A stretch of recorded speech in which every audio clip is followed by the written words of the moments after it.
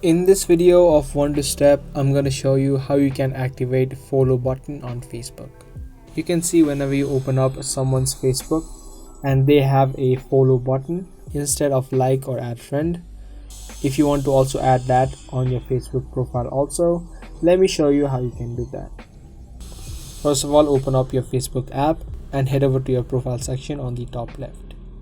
From this profile section, you will see this interface, and besides edit profile, you can tap on the 3 dots, and on the last you'll see turn on professional mode. If you turn on the professional mode, tap on turn on, the follow button will be added to your profile on Facebook.